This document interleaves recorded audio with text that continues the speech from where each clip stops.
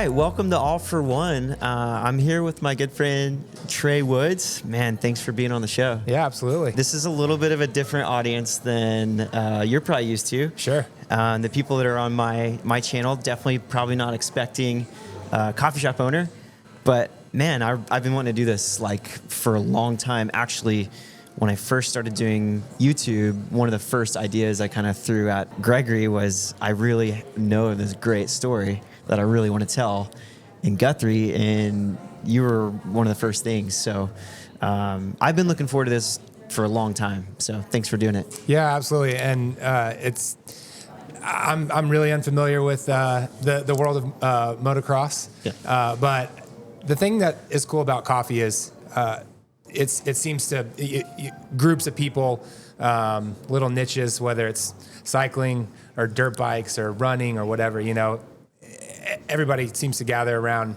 coffee shops. And so we're kind of a linchpin in a lot of spaces. Yeah. Well, that's, one of the reasons that actually brought me to the shop when I first retired from racing. I had so much time on my hands. I'd been like on a grind for like 10, 12 years, and then all of a sudden life got really slow. And one of the weirdest things, I didn't have anywhere to be. And so I started going to coffee shops all over the place. In Edmond, was a lot of time at Evoke. Yeah. And then someone said, why don't you go to Guthrie? And I'm like, why would I go to Guthrie? Yeah. And they're like, there's this really great shop called Hoboken. And so one of my days I woke up and I just drove up here. And it's kind of funny because to me, Guthrie was known for like one thing for me was Lazy E Arena. Yeah. So, and I haven't really been into the town of Guthrie ever before. But I kept hearing about this place and came one day and, man, something about it, the environment, the coffee. I think when I showed up, Django Reinhardt was playing and it was just like this folky, like, I don't know. I loved the environment. And so, I just wanted to keep coming back. Yeah. Something special about it for sure. And, over the years, my wife Mallory and I will reflect on, we'll just be amazed. Like it's full again, another day at work and every seat's full. It's like, how did that happen? And I think there was a lot of work that went into, bootstrapping a small coffee shop in a small town. Guthrie's, there's only, I think 12, maybe 14,000 people here. And so it isn't the first place you would think of if you're a wise investor or business person to launch kind of a specialty coffee business. But we wanted to have a family. And so Mallory grew up in Guthrie. Her mother and father grew up in Guthrie. Their families grew up in Guthrie. It goes, I think, on her mom's side specifically goes back to the land run, and they've been here since then. So she's been here her whole life, and there is something special about the town, and we knew that if we were going to start a small business and have a family, that we were going to need some family support. And so we just started trying to figure out, which building made the most sense, and this building was perfect, and it was really special, and it's been a big part of the business, but we can get into all that as we kind of unpack the whole story. But when you walk in, there's something special about it for sure. So I'm glad that you felt that and connected to that, and that's a big chunk of why we wanted to do it. We wanted to honor God with our time and our efforts. Everything we do is really intentional, and the hope is that people will come in, feel like one thing we tell our employees is we want to make people feel needed and known. So we hope people experience more than just like a great coffee. We hope to have really good coffee, but we try to do things in a way where we get to know people, and being in a smaller town allows for that. Even in just like being able to spot somebody that's not a regular customer, not just a regular customer, but even from around here. It's like I'll see somebody walk up to the counter and I'll automatically know. It's like, what are you doing in Guthrie today? And inevitably they have like pretty cool story of why they ended up here. Yeah. And get to talking about it. So it's always encouraging to hear that people still feel that. Yeah. So I got to back up just a second because you said the land run. And it's funny because, I'm from Oklahoma. I know Oklahoma history, but a lot of people outside of the state don't know what the land run is. That's wild. So basically, Oklahoma's Indian territory.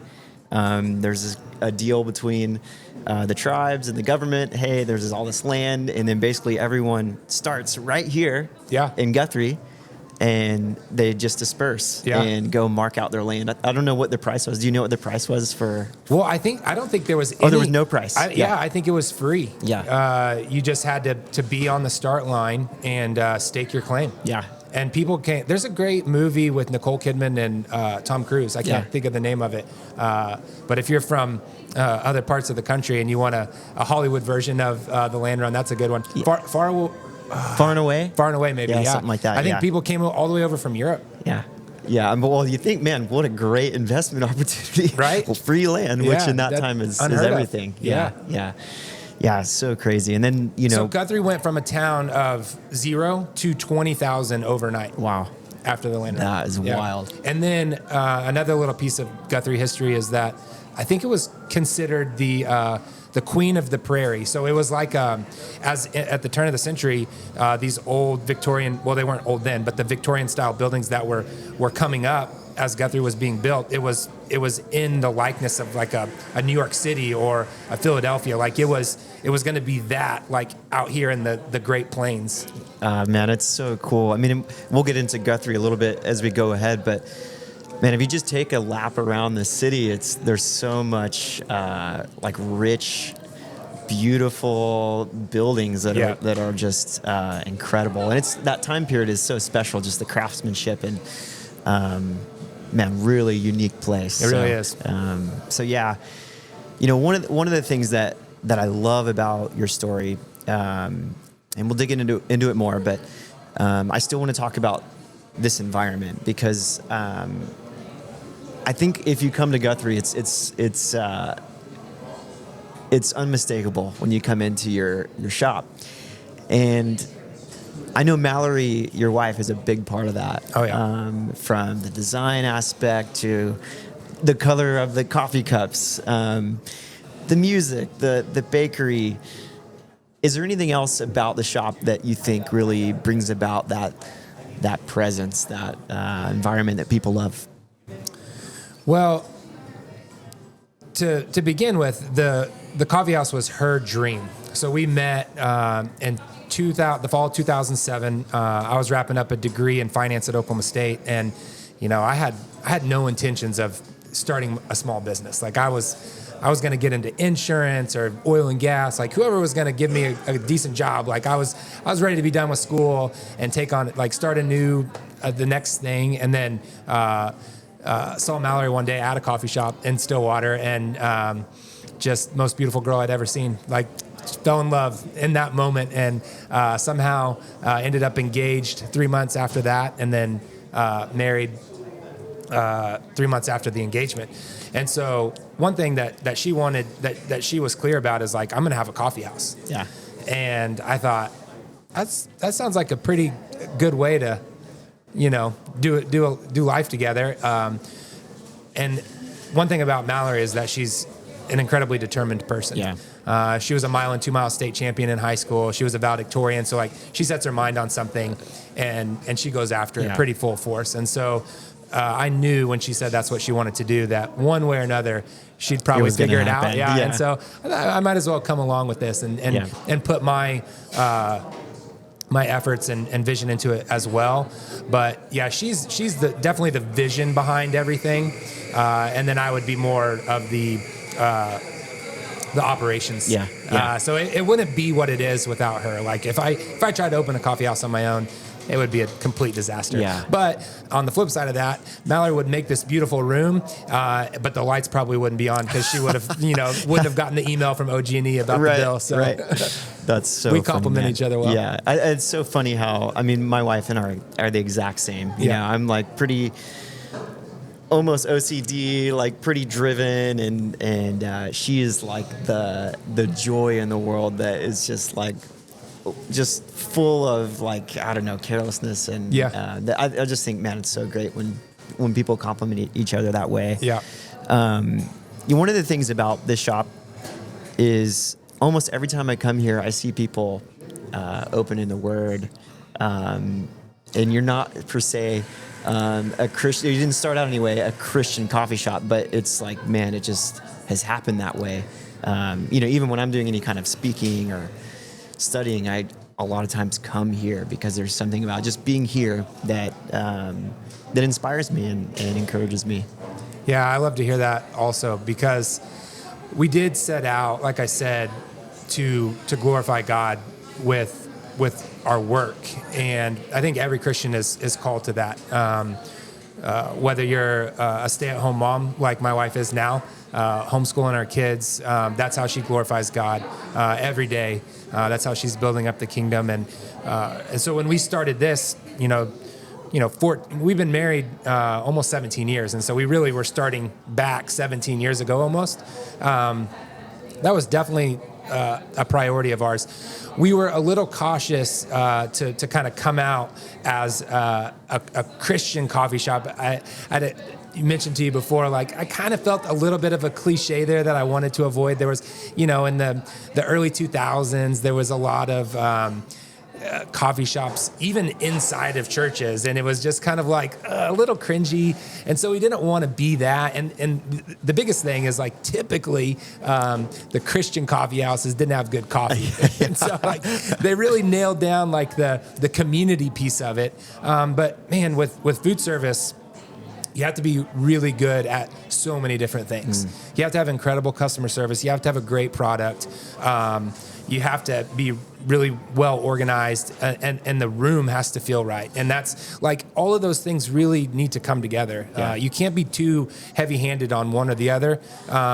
You can, but it just changes things. Yeah. You've got those coffee shops that it's their lane, and they're good at it. Like, they're just, like, hardcore. Like, we have the greatest coffee that it's going to knock your socks off. Yeah. A lot of times those places kind of fall short on the customer service end. So your average coffee drinker is not going to walk in there and feel very comfortable. Yeah. Yeah. And so, because we started in this small town, we knew that we couldn't be heavy-handed with, like, our coffee is going to knock your socks off. Yeah. We knew that we had to kind of ease people in Yeah. to what specialty coffee was. Right. And I think because we were intentional with that and wanted people to come in and feel like we had done our part to make the space comfortable, and the music and all the colors and all these different things, but also, like, we love the Lord, and we were confident that God had set this building aside for us. Even we're back here in this cul-de-sac. We started in the back room of the building. When we first started, the front of the building that had the exposure to the busy street was being occupied by a used car dealer, and he was detailing cars in the front. And it was literally an old garage that we started this place in, and you couldn't even see it from the front. And so when we think back to where we started and where it is now, like, it's without a doubt that the Lord had his hand on this space, specifically on the business. And so I tell people all the time that come in and share, like, what you shared about what you felt when you came in here, like, that's the Holy Spirit. Yeah. Without a doubt. And some people that may not know the Lord will feel that as, like, a vibe or like a real peaceful feeling. Yeah. And it's like, I may not tell them, like, but that's the Holy Spirit. Yeah. Oh, that's awesome, man. One of my favorite books is by Timothy Keller, Every Good Endeavor. But it's about that same thing. Mm-hmm. Like, as Christians, we're not called to just have a Christian coffee shop where we make average coffee. We're called to, like, be really good stewards of the things that we do and do it with excellence. And that in itself is going to honor God. And so, kind of the similar vibe. I don't know if you follow Lecrae too much. I'm familiar with it. Yeah, but he makes a really good push to say, like, hey, I'm not making Christian hip hop, I'm making hip hop. Yeah. And I'm a Christian. Yeah. And that's going to come out. Yeah. So, but I think he's really changed the game because he's making really high quality music. Yep. But the message behind it is still the same. Yep. But I think that's important for us as believers to really work on our craft, you know, and then as a Christian, all of that message, all of that, example is going to flow through everything you're doing, especially if you're doing it well. Yeah. So. And even if it's not an exciting endeavor, not everyone has the opportunity in their current season to be racing bikes, to be launching like their dream business. In fact, it was a really difficult season for my wife when she had to transition away from being up here weekly. When we have 5 daughters now.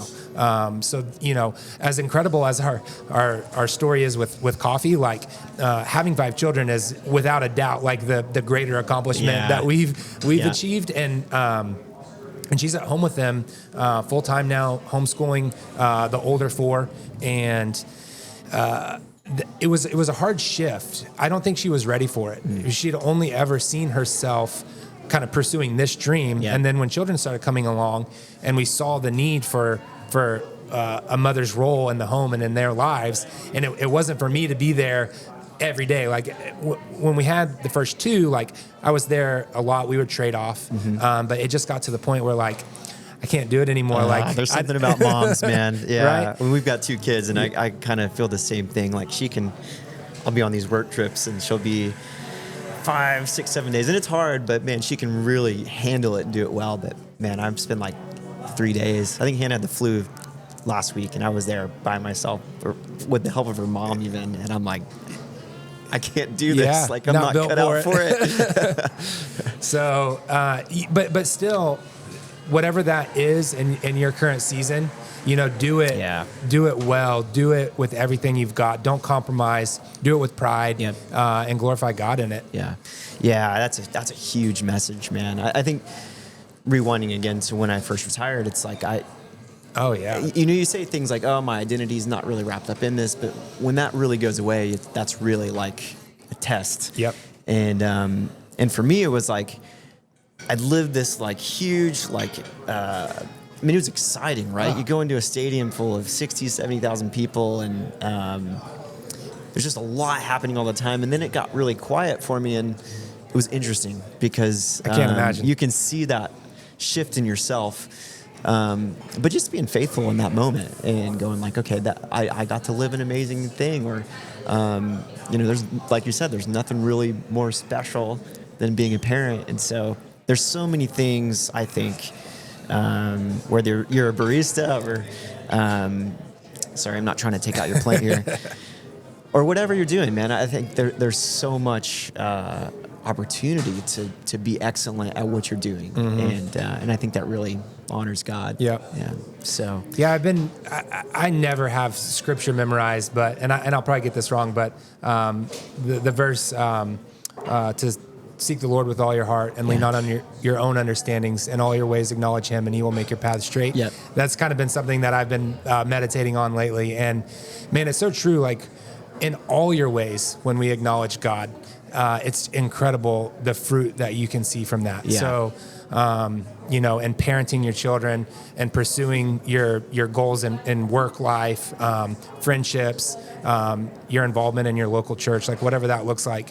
When we pour all of ourselves into that, in God's ways, like it produces real fruit. Yeah. And I think that's what people see here that is so different. Yep. Is there's fruit of the Holy Spirit here. Yep. And it's not just because of Mallory and I's work up front. That's what kind of like initiated it. Yeah. But now, because people sense that and see it, they come here, they're opening up the Word. Yeah. They're hosting Bible studies regularly. I mean, you can't walk in here any day of the week, any hour of the day, and there's not somebody with the Word open. Yeah. It's incredible. Yeah. It is absolutely incredible. And so that just draws the Holy Spirit in more. Yeah. And then people feel it more, and it Yeah. just compounds. Yeah. Yeah, it's awesome, man. Great work with that. I Yeah, know that thank you'll you. say like, oh, we're just doing our part, but I just want to commend you guys because it's really special, and Yeah. I enjoy it. I drive 20, 30 minutes here just to be in that environment. So I want to shift back a little bit. I think this is the kind of the really cool storytelling part of Hoboken. And it's this move to the Pacific Northwest before you start your business. And I think there's probably a couple motivations for that, but just take us into why you leave Central Oklahoma and move across the country and start this journey. Yeah, that's really a big part of all of this. And a couple of reasons. One, we got married when my wife was 21-ish and I was 23-ish. And we'd both only ever lived in Oklahoma. And with this business, we knew that what we wanted was not really here yet. And then tragically, just before our wedding, my wife's father passed away on a motorcycle accident here in Guthrie on a highway east of town. And that obviously was devastating, and it changed so much. You've got the joy of like engagement and working towards this wedding and like young love, and then all of a sudden this event that just shattered kind of everything in my wife's world, to lose a father at that age. And so there was a lot of grief that came along with the early months and years of our marriage. And I think that along with thinking through the business and how we were going to plan that, we were also thinking now's a really good time to just get away from it all. There was a lot of grief just centered around home. Yeah. And I think, I didn't realize this at the time as a young husband, but it was so good for us to leave in that year. So we moved to Oregon. We moved to Eugene, Oregon.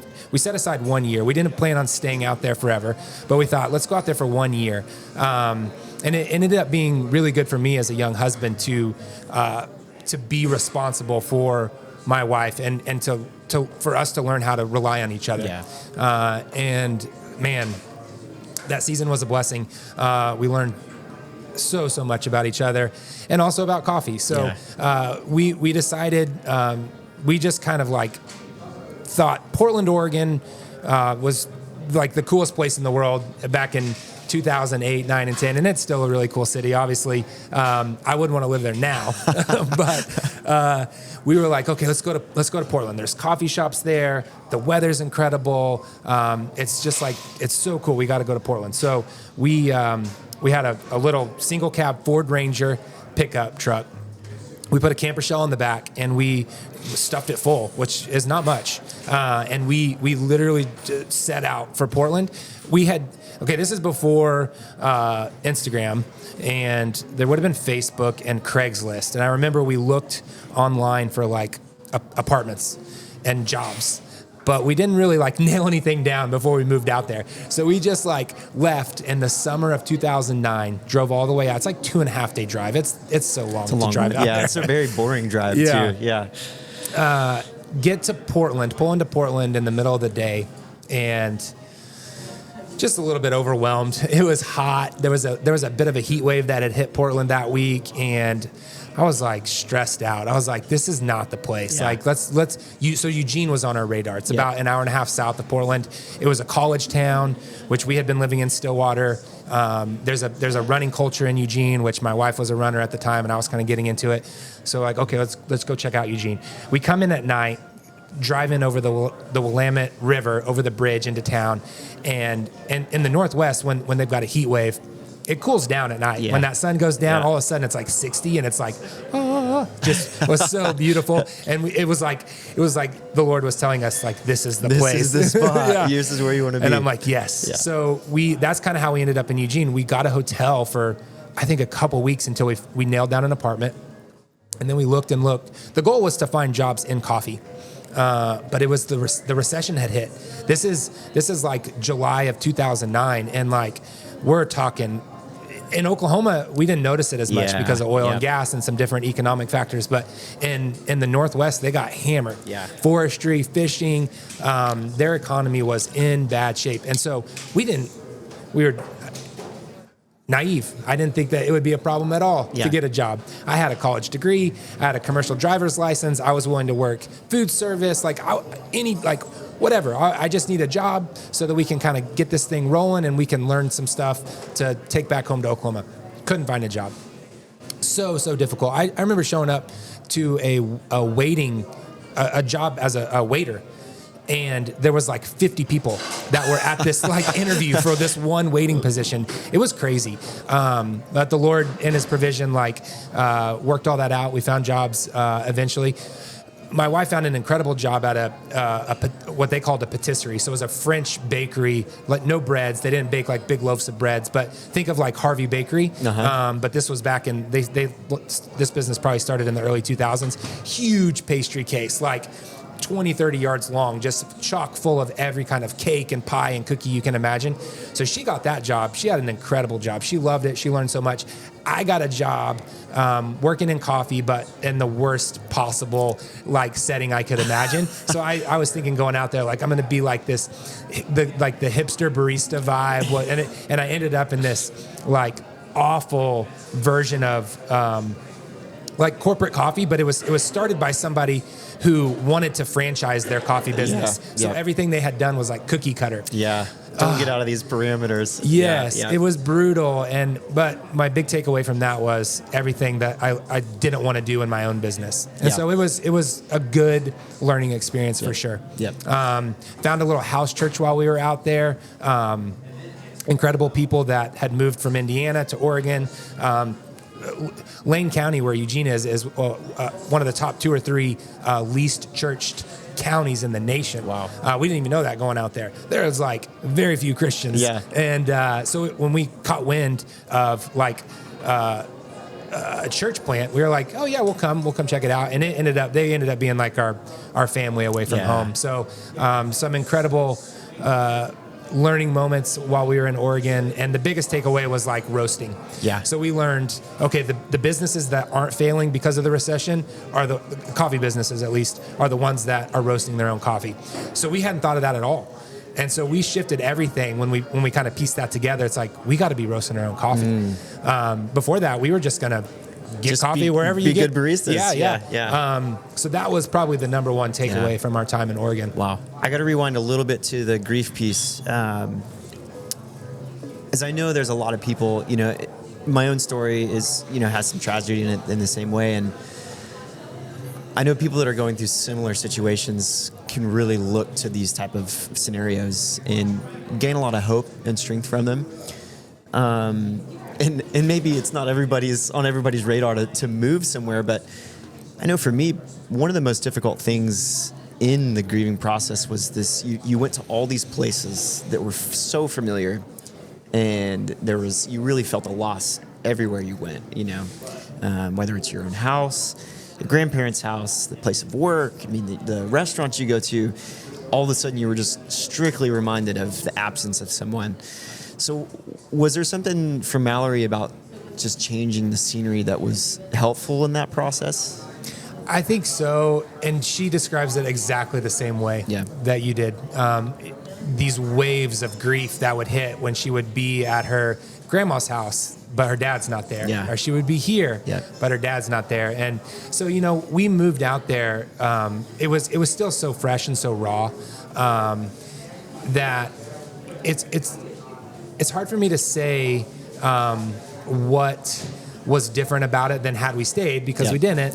But I do think that the Lord worked in our lives in ways that just wouldn't have been possible otherwise. That church plant, those people poured into my wife in ways that I couldn't as a spouse, because there were women in the church that were just a little bit older and a little bit wiser and were willing to just go, hey, like, I think you just need to talk. Like, let's go sit. We'll have a coffee, and you can just tell. Like, you just need to. I just want you to unpack what it is that you're grieving. And I think that would be, if my wife were here, and she hates to be on camera, and so I couldn't talk her into it.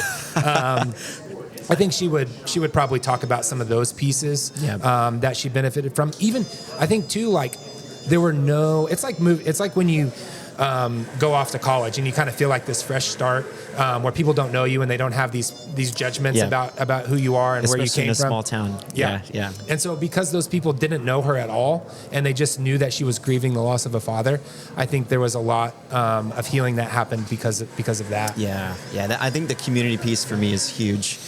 And then, not that everyone wants to, just totally change your scenery, but especially in a small town, news travels quickly. And so it's really difficult to go anywhere without this kind of looming sense of, everyone knows what I'm dealing with, and they're looking at me differently, and so I think that's helpful.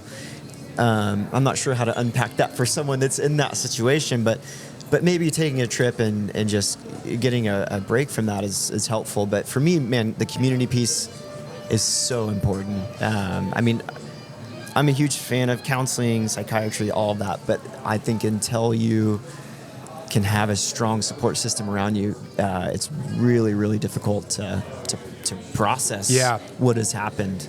I can't speak from a husband's perspective of someone whose spouse lost someone close to them, and what I learned being unequipped, and that's what happens. Like, nobody's ready for this. Yeah, you know, there's not I'm sure there's a lot of books, but in the moment, there's not how to deal with this specific situation. Yeah. So one thing that it took me a long time to figure out, despite my wife, communicating it to me as best she could, was that, as a man, I think especially, like, if no news is good news. Yeah. And so if I'm kind of surveying the scene and everything seems okay, then I didn't want to ask questions like, how are you feeling? What are you going through right now? And I learned that she wants to be checked on. Yeah. She wants to know that I'm aware that there is this hole in her heart from the loss of her father. Yeah. And as a husband, it's comforting for her to know that I want to be there, just be aware, and not just, oh, you're good, everything's good. Yeah. I was slow to learn that, and I probably still could be better. Yeah. I think that people that have suffered that kind of loss walk around feeling like people don't quite understand what it's like. Yeah. Yeah. Even as a man, like, that was probably why I didn't grieve super well. Because I was going more the approach of, hey, nothing's on the surface here, let's leave it alone and let's forget about it and let's just move on and let's just go ahead. And man, it's so important to just check in and say, hey, how are you doing with this? Yeah. A friend can do it. Yeah. Parents can do it. Yeah. Especially a husband or wife. Yep. Or, that's probably, my wife has been such a huge part of the healing process for me, just because you have that care and concern and really like a true, genuine interest and love in the people that you're with. So, so I really wanted to touch on that piece because, man, it's easy for someone like me that's kind of been a little bit in the spotlight and everyone kind of knows this tragic story of me, but there's so many people going through this same thing that really feel unseen and they don't know how to deal with it. And so, like, you can't be known fully if people didn't know your dad like you knew him. Yeah. Mallory describes that a lot. Yeah. And I'm so grateful that I had a chance to meet him. I knew him for a few months and I got to ask for his daughter's hand in marriage. Yeah. It was a huge blessing because Mallory's told me before, like, I just don't know how I could have married somebody that didn't know my dad. Yeah. It's such a special part of you. And then when people don't know your parent, it's there's this huge part of your life that they'll just never know. Yeah. But man, I really think that those of us who are going through this type of thing, we really need to lean into this type of conversation because it's so helpful. Yeah, our culture's bad about it. It just is. We just don't have a good culture of how to process death. Yeah. And so, man, I wanted to ask Mallory these things, but I know that when people have asked me to, it can be really difficult to talk about, especially on camera and those types of things. But thanks for kind of sharing that, because I think it's such a really special thing that those of us who are on the other side of this current tragedy, I think need to look back and say, hey, there's hope on the other side of this. Yeah. So that was a piece of moving to the Pacific Northwest, and then coffee was the other. Yep. Are there any other kind of takeaways that you got from going to more of a coffee culture, and then learning from that group of people? We had the opportunity to buy an espresso machine while we were in Oregon, which was unplanned. But like I said, there were so many businesses struggling, and I would go into this one coffee house. I would be the only one there most of the time. But the guy gave me his undivided attention. It was like, get to talking about espresso, and I learned a lot from this guy. He even roasted his own coffee, actually, in like a handmade roaster. Was he turning it? Well, he built it inside of a charcoal oven, like a what do you call those? Like a grill? Yeah, like a grill. Yeah. And he had a metal drum fabricated, and then he mounted it to a motor that cranked it. And it's not how you would want to do commercial coffee, but he at the time, it was the coolest thing in the world to me. Yeah. So I learned a little bit about roasting. It's like got my foot in the door, figuring out like what is green coffee even. Yeah. But anyway, he was like one day, hey man, I'm closing this thing down. Like it's not working. He tried everything. He stayed open all night.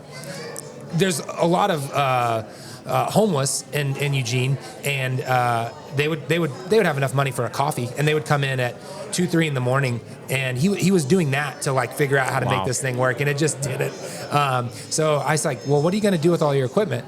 He said, well, I guess I'll sell it. I said, well, I'd buy this espresso machine from you, and it's not. I wouldn't advocate anybody looking at anything in the food business to buy too much used equipment. It's really pretty risky. Yeah. But I thought I've had espresso on this machine and it's good. So we moved a lot of pieces around figuring out how to buy it. But basically that truck that we drove out in was a truck that my dad had given me before we moved away. I was doing some work for him. He was doing some roofing business, and I delivered supplies in this little truck. So I called my dad up like, hey, you know that really cool little Ford Ranger? I wish I still had it. It was 4-wheel drive. It was a 5-speed transmission. It was so cool. I said, I got this opportunity to buy this espresso machine. You know, that's why we came out here. And my dad's so great. Like, we've done so many crazy things, and all along the way, he's just like been behind me, and not like, you know, he'll have some concerns here and there, but never like condescending. Yeah. Just always like, yeah, we can do it. So can we sell this truck and so we can buy this espresso machine? I mean, it was his money. Yeah. Like, he gave it to me, but he's like, yeah, we can sell it. So we sold it, got the money. So in order to do that, we drove the truck home from Oregon. This all kind of like plays into this bigger plan too, to do a cross-country bike tour back home. So I'll show you how that all fits in. We learned about bike touring while we were in Oregon, because cycling's a big piece of the culture out there. So I came across this bike shop, and it wasn't a bike shop. They were a bike manufacturing company, and they manufactured bikes kind of for the niche of the touring world. And I was like, you mean people ride their bikes from, you know, the Pacific coast to the Atlantic coast, or vice versa? Or I learned that people ride across China, like Americans will fly to China with their bikes and cycle China. So it just blew my mind. And again, no Instagram. You know, the internet was around. This is, 2009 and 10. Like, you could, even finding like a blog on something that niche was really hard. Yeah. So I picked up some books on bike touring, and I was like, Mallory, look at this. Like, we got to figure this out. Like, we're going back to Oklahoma. It's 2,000 miles. It's kind of perfect. This is, we don't have to figure out how to get back. It would be an epic way to cap off this year adventure that we've done out in Oregon. And I talked her into it. She's pretty adventurous. So it didn't take too much persuading, but we had to figure out how we were going to get the small amount of things that we had brought with us back home, so that we weren't like having to come back out and get them. Right. Yeah. And so then the opportunity to buy the espresso machine came up. So we drove the truck back home with most of our stuff, like 95% of it. Left it with my dad. He got it sold. Got the money from my dad. In the meantime, we took the train back to Oregon, which is like so cool. If you ever get a chance to ride the train from, here to, I think you can take it east to like Florida maybe, and you can also ride the train from Oklahoma City all the way up to Seattle, I think.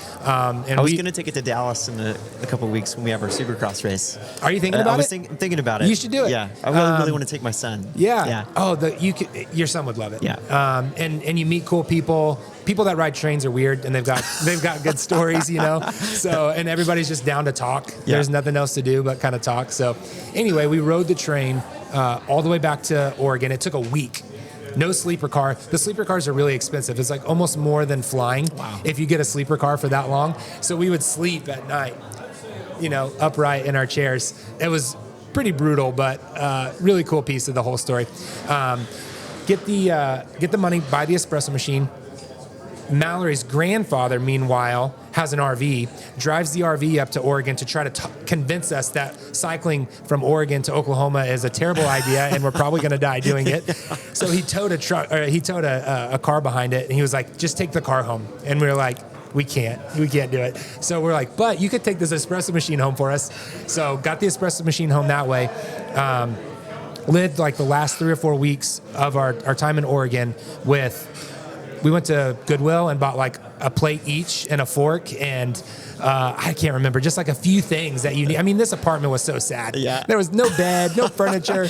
Like we were just sitting on the ground eating dinner. Yeah, we were like, we had our bikes are all packed up, like we're about to, like we've been camping and we just pulled into this like apartment to stay the night. But when we were done, we locked the door. We turned in the key to the office and we pedaled out of Oregon and have never been back. Yeah. It was wild. So we actually synced up with 3 other people that the 3 others were planning on cycling all the way to Boston, which they just happened to be going to Tulsa, which is completely out of the way. And I couldn't believe it, but I was like, can we go with you, please? One of them was a bike mechanic, and it like solved the biggest anxiety about a cross-country bike ride. What do you do when your derailler's broken man. in the middle of the desert? I'm the least mechanically minded person in the world, and I thought, this is how we're going to die. Yeah. It's going to be a broken derailleur or a flat tire that I can't fix, and we're gonna die of thirst in the desert. Yeah. So they were like, yeah, sure, you can come with us. So 6 weeks, about maybe close to 7, left Eugene, went straight east to Yellowstone, spent a week in Yellowstone National Park, just kind of camping epic. And like chilling. We didn't get to see as much as we wanted because the park is huge. Yeah. And we were on bikes and we were kind of trying to rest. Yeah. And so we did see some cool stuff, camped in a really beautiful spot. And then from Yellowstone, we just came down south through Wyoming and Colorado and Kansas, get into Kansas in like mid-July. Oh, so man. hot. That is brutal.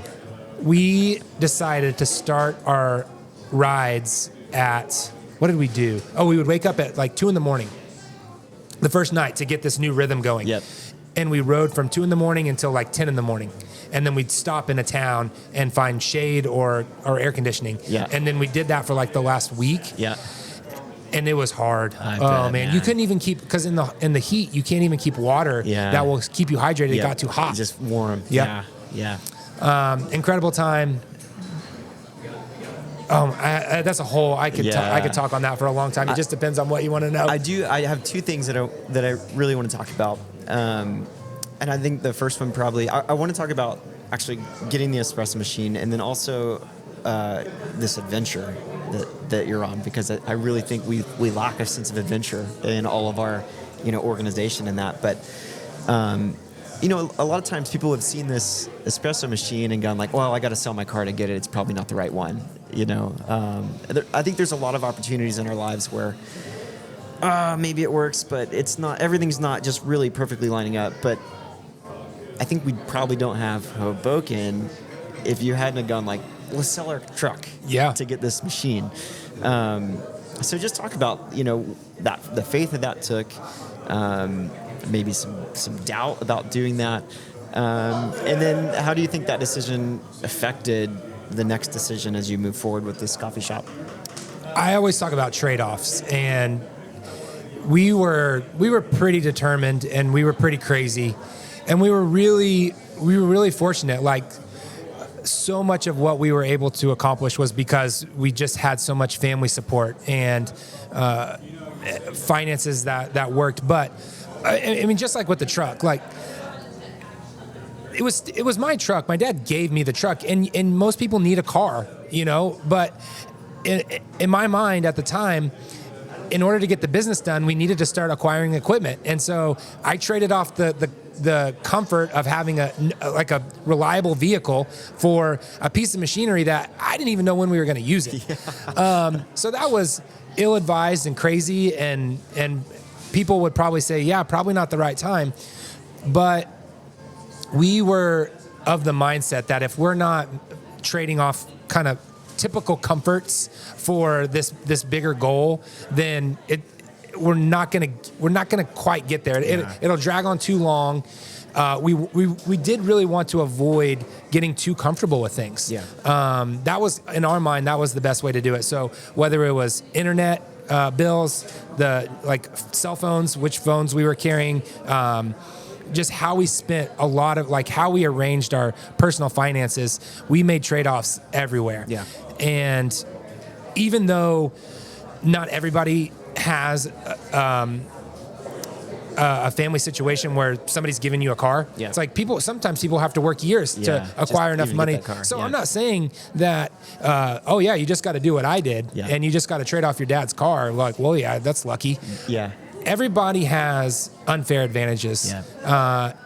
You just have to find them and you have to nail down into them. And so for us, even this building was a really unfair advantage that we had as young entrepreneurs. Most people have to figure out how to negotiate a lease. Yeah. And you can get in way over your head on a bad lease. You can pay too much and you can be on the hook for utilities and repairs on anything. And that can really set you back and really hamper your dreams of a small business. Well, this building was family owned and being unused. Now, it was a dingy old garage and nobody wanted it, but we were like, yeah, we'll take it. And then with that, we had to work these really crummy jobs so that we had the margin in our weekly schedule to get over here. And paint I had this concrete cut up at one point. I was standing in, knee deep dirt inside the building, trying to figure out how to get the ditch dug so that the plumber could show up and lay the lines.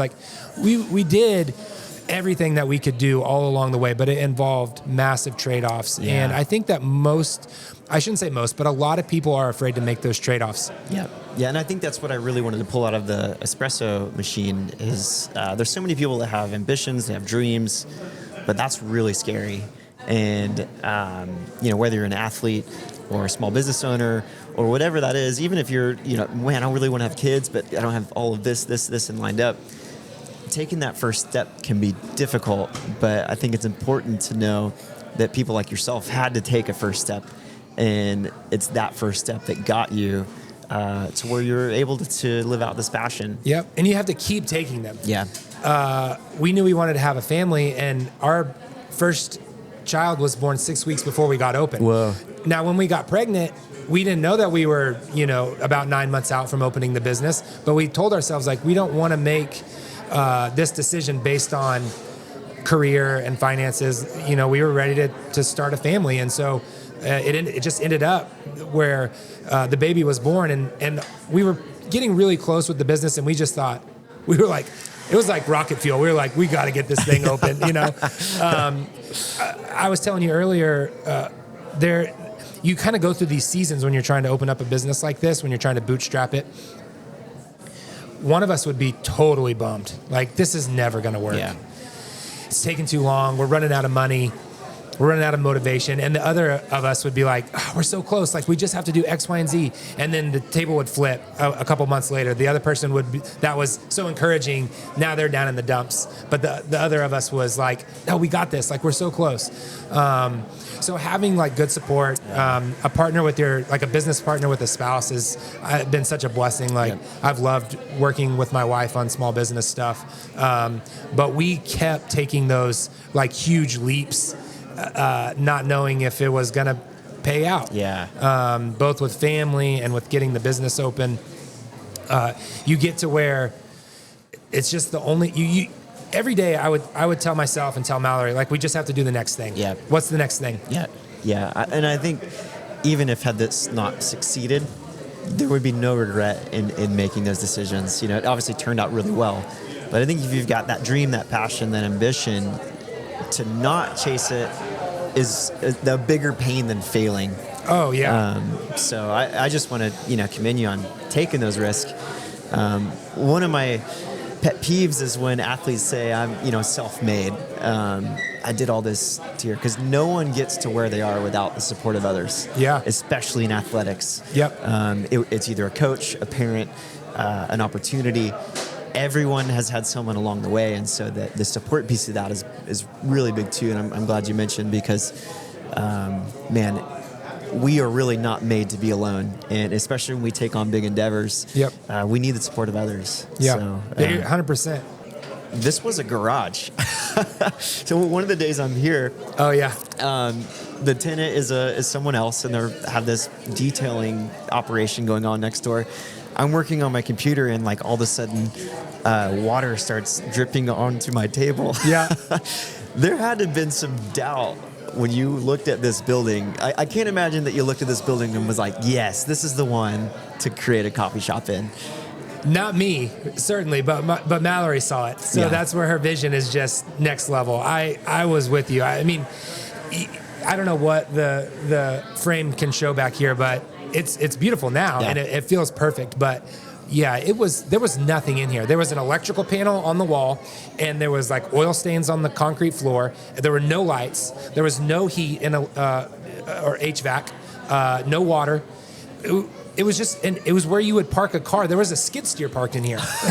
Like, it was not for doing food service in any way. And it's funny, yeah. Like, so now we've acquired the rest of the building, and so we're kind of in that upper area where somebody else would have been working in one of these like loading docks, and some water line broke and it started rushing out, and you were sitting in the table like right below it.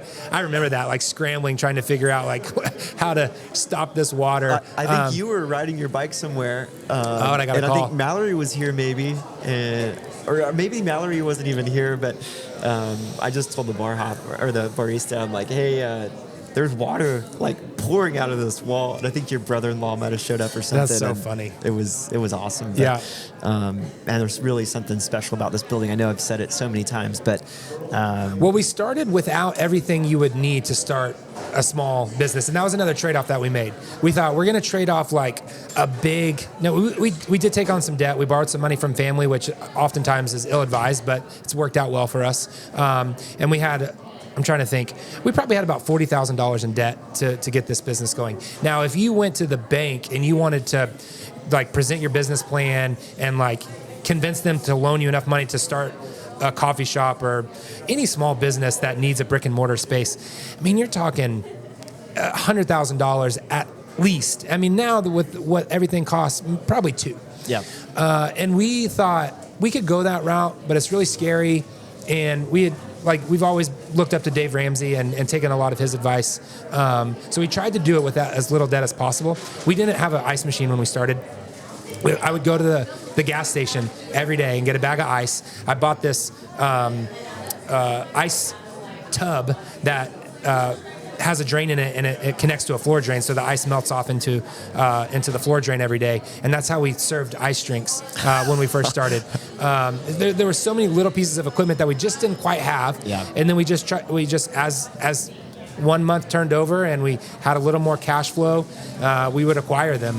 And even like starting in the back of the building, all those things were not what most people would do that had put so much time and effort to get this thing open. But for us, it just made sense to start small and to just scratch and claw and figure it out along the way, instead of being on the hook with all these fancy bells and whistles, but a big payment every month. Yeah.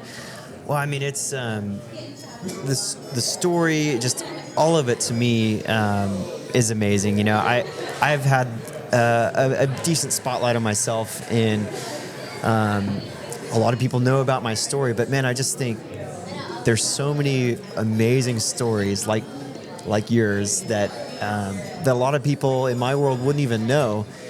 And so part of that is, man, I want to tell stories like this because it's really special to me. And I know we as humans, we identify with stories and we take encouragement, inspiration from them. So the reason I kind of start to say that is that I think, and I don't know what your thoughts are, but I really think that Hoboken has had a huge impact on Guthrie. And that the power of the story, the power of what you're doing here, I think is influencing this whole community. And maybe you're like really humble to not to say no or to say anything about it, but from the outside looking in, I see that, whether it's Guthrie Bike Night or I have friends that raced at Arena Cross, and then they're posting stories from Hoboken. Yeah, that's cool. At Lazy E. And I'm like, dude, that's one of my favorite shops, and they're from the Carolinas, Yeah, well, you put us out on your massive Instagram following, so I'm sure they saw it. They were somewhat aware because of you. But the storytelling piece of this, the chances it took, the impacts that you're making on this city. What do you think? You think you've had an impact on this small world around you? I hope so. Guthrie's I think when we were coming up as young men, teenagers, and in our 20s, like so much of success kind of centered around, kind of a big city life. Yeah. A great job that affords you a nice house with access to professional sports and the best restaurants and all this entertainment. And so I grew up in a suburb of Oklahoma City. I was used to that. Yeah. Oklahoma City is a great city. It's nothing like some of the other incredible cities we have in the nation, but it's a big city. Well, small town living is a lot different than that. Yeah. But there's so many benefits to it that I never would have known about if I hadn't lived here. And I think that, as the world has changed so much in the last 10 years, I think a lot of people are waking up to that. Like maybe this big city hustle isn't quite all it's cracked up to be. Yep. And so people are, I think, recognizing that family might actually be something worth pursuing full time, as far as like just doing life where you're from and around those people that know you best and love you and want to support you. And I hope that, if anything, that starting a small business in your hometown inspires other people to do that, because the small towns that we have across the country here, we stopped at so many of them on our bike tour. I bet. They all reminded me of Guthrie. Yeah. And the nicest people, just such incredibly nice people. And I think a lot of small towns have struggled over the last 50 or 60 years, and people have abandoned them. Yeah.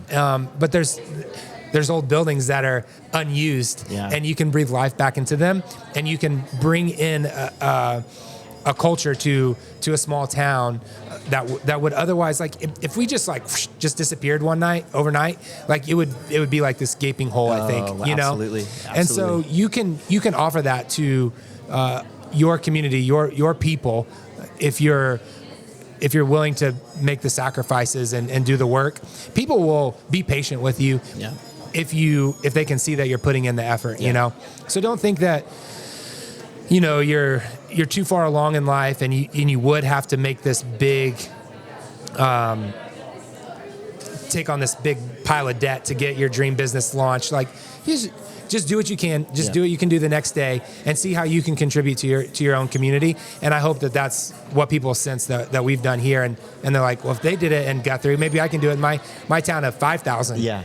Why not? Or in your, in my case, athletics. There's a lot of people that say you've been injured, or you're at the middle tail end of your career, and you're just thinking, man, I don't know where to go from here.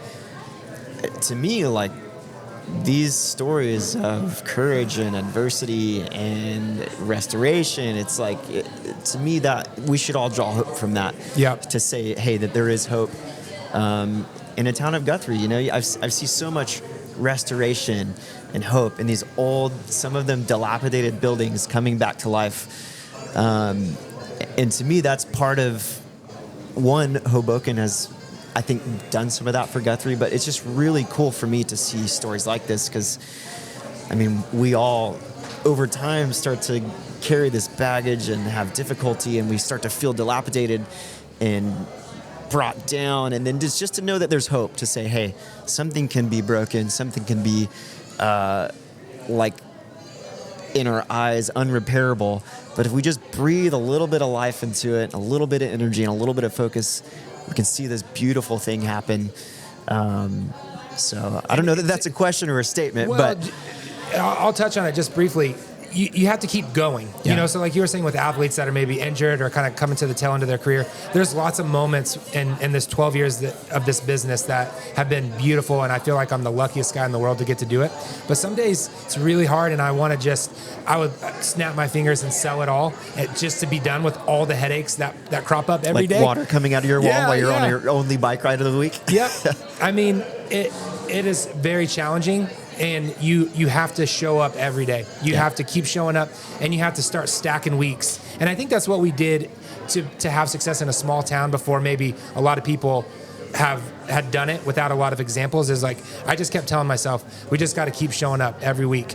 And we're always here when we say we are. What the hours are on the door, we never leave a sign on the door that says, we'll be back. I always thought that was like such a small business, small town thing to do. Like, ran to the store, we'll be back. And like, if I did, I think I did run to the store, but I left the door open. It's like, come on in, I'll be right back. Like, I had to go get milk, whatever. But we were always here when we said we would be, and it just keeps building.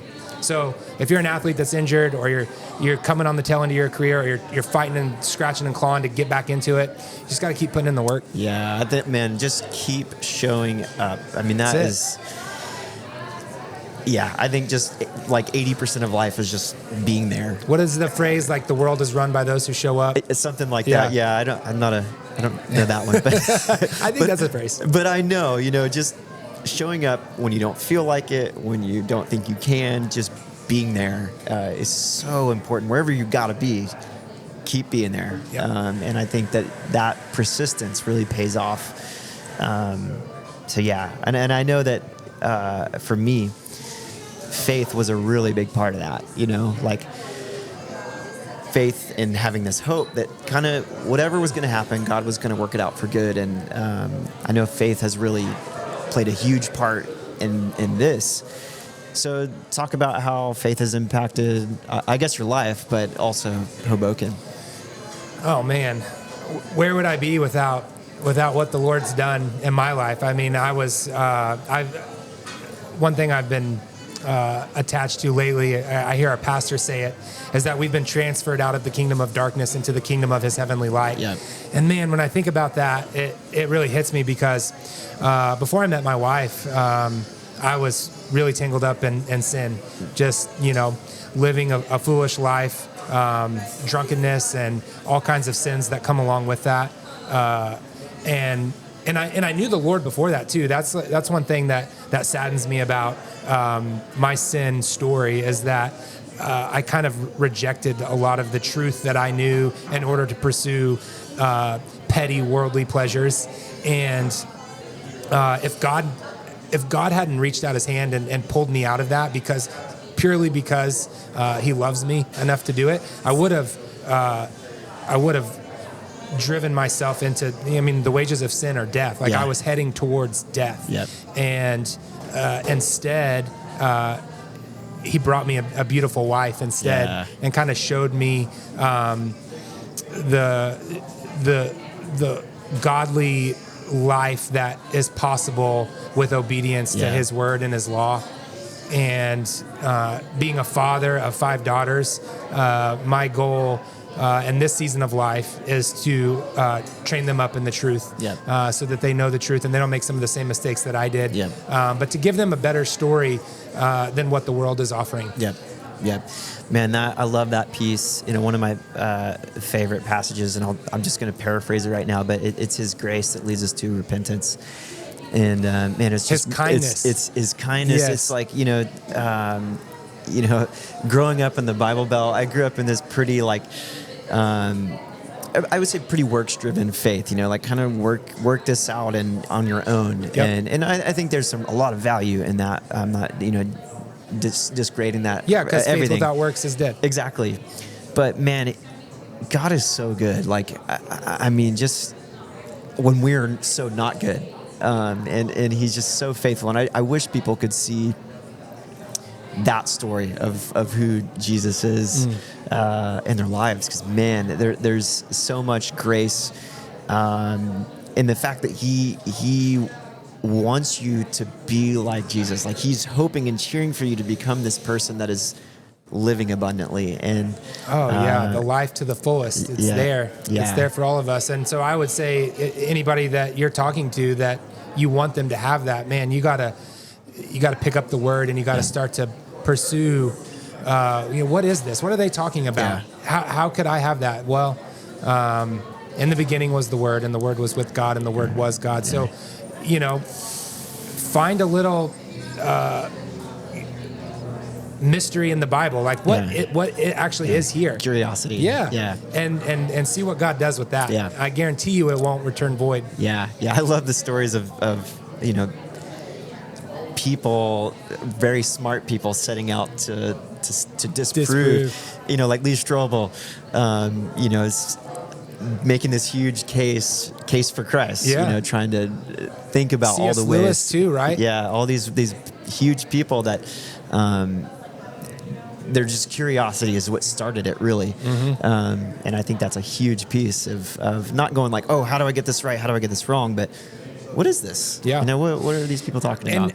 I keep hearing that the Gen Z, is that maybe the younger generation, that they're starting to see the emptiness of the consumer culture and a lot of the things that the world has offered in the last 50 years, and they are starting to have an interest in faith. And it's hard for us to see because we live in Oklahoma, and so much of religion is permeated in our culture here, but it's not the case most places in our country. And so that we're seeing this resurgence into an interest in faith, and young men are taking their families back to church again. So I would say that, along with picking up your Bible, is go sit down in a church. Just show up to church for 5 or 6 weeks and see what happens. You know, people have this interest again in the spiritual world because they know it's been suppressed for so long. But it can't be like God's natural order of things. You can hide things for a long time and mask over things, but it's the natural order is going to win in the end. And I think we're starting to see that. Yeah. And so anybody that's watching this and is like, I've heard so much of this stuff before. You'll that interest will peak, and so try it. Yeah. I don't know if you know, I think his name is Pete Holmes, but he talks about, he has this joke, right, that nothing creates nothing, right? And it's like people think he's crazy for thinking that God created something. He's like, well, how does nothing create anything? But I just maybe that's funny for me, but just to say, curiosity is such a big part of this, and just, man, taste and see that the Lord is good. And, and just, man, there's so much there. And I think approaching it with curiosity is so special, and to have the example of people like yourself that are really living it out, because I know that people have really been hurt by some people that, claim to be Christians and do some really terrible things, which, we're not all perfect by any means, not even close, but people have definitely been hurt. And so to have a genuine example like yourself of people that are living in a community and contributing to that community and doing it in faith is, we need that. So I know I've said thank you a lot on this podcast, but yeah, I just want to commend you on that. I appreciate that. So it's I think 2007, 2008 is kind of when you had this. When you guys kind of started this journey? Yeah, because we were married in the summer of 2008, so that's when it started, yeah. So what do you today say to yourself in 2008? Is there any nuggets that you would say? Would you say run for the hills, go to the finance job that you thought? I would tell some versions of myself that maybe. I don't know. I think the advice I would give to myself back in my early 20s when we were starting this is to stay more consistent in the Word, like the seasons in life that have been the most God-honoring. It doesn't make them easier. Yeah. Yep. Things are still, life is so challenging, and things still come up that are disappointing and heartbreaking even, but to stay in the Word and to stay consistent in attending a local church. Yeah. Those two things I think would have benefited me immensely as a young married man, as a young father. there were some seasons where I didn't lead well in those areas. And since 2020, it was such an unveiling for so many people. I have been like, man, this is the way. Yeah. Like, it's here, it's in the Word, it's at church on Sundays with my family, it's teaching my daughters to fear the Lord, to love His law, like to lead my wife. That's where it's at. Yeah. And then like business, and like I have other hobbies too. Like I love to run. I run 8 hours a day. I mean, I run all the time, and I have these big, silly running goals that, and I all just like, even when those things aren't going the way that I would like, they all come together in ways that are still ultimately glorifying to God. And it's not in the end, like those things all pass away, and they're not the most important things. Like the most important things are Christ's kingdom and Christ's glory. Yeah. I got a lot of criticism through my career because I was hurt a lot. And so people are like, well, you're talking about God, you're hurt all the time. Like those things don't really go together. But to me, that was like totally not the point, right? Like, when I got up on the podium and mentioned the Lord, it wasn't because, He loved me more than the next person. It was because I was really grateful to do what I did, and I wanted to honor Him in that. And then just having that consistent foundation that wasn't going to change. Oh, man. One of my favorite passages is a proverb, but it says a man who digs a hole will fall into a pit. It's like, if you're on a motorcycle, chances are you're going to get hurt from a time or two. It is just practical to say, hey, when you do dangerous things, chances are you could get hurt. But I say that to say, like, it wasn't about the winning. It wasn't about being healthy or not healthy. It was about having that foundation that really never changed and still isn't and never will. And so that's encouraging to hear. And, hopefully that helps people work through those difficult questions of, why do good things happen to bad people and those kind of things that really, I think, are great questions to ask when it comes to our faith. Yep. So I wish I would have known more about your career when you were young, and I wish I had seen some of those moments when you were on the podium. Mallory says that when she found out who you were, she knew your name because her dad loved motorcycles and rode a little motocross, street bikes, all of it. And she would say, if my dad were alive and he knew that Trey Kennard came into our coffee house, he would never leave. He would be staked out every day waiting for him to come in. And so I think that's such a cool little piece that somehow our paths crossed like that. Oh, so I love that. Such a neat thing to get to know a little bit more about your story too, as we kind of see each other in passing over the months. Oh, I love that. You got a little bike. I think it was maybe a XR70 or something like that. I got you some graphics kind of lined out with it. I love that. And like you said earlier, coffee kind of bridges those gaps for so many people. Some people go to the bar, I go to the coffee bar. Yeah, there you go. It's just, being able to be together with a lot of different people is a really special thing. So, couple more questions. Are coffee notes real? I think so. They're just way more subjective than maybe some of the more hardcore coffee nerds want to give them credit for. So people are very persuasive too. So you put blueberry as a tasting note on a coffee, and like all of a sudden people are tasting blueberry. Oh yeah, there it is. The power of suggestion. Yeah. But no, I think what it comes down to is the compounds inside of the coffee bean itself are similar or the same as the compounds that you would find in blueberry or strawberry. Yep. So coffee's just very complex. I think there's more compounds in coffee than in any other food product. And so that's how you get this like endless list of tasting notes, is because those compounds are present in the bean. Yeah. I was a little suspect, because you get like, dark chocolate with Dawn soap. It's like the tasting notes are so strange That's sometimes. so funny. People go chicory overboard. with licorice. Yeah. It's like just great coffee. Yeah. So what are you roasting at home? I typically like Oaky Kid. That's but I've got the espresso blend that you've got. Just because I got an espresso machine about a year ago. Nice. So What are you roasting, or what are you actually making at home? I'm a big fan. My wife and I use the Chemex coffee maker every day. It makes about 24 ounces of coffee. We each get a cup and have our coffee in the morning. I usually rotate through like our single origin offerings here.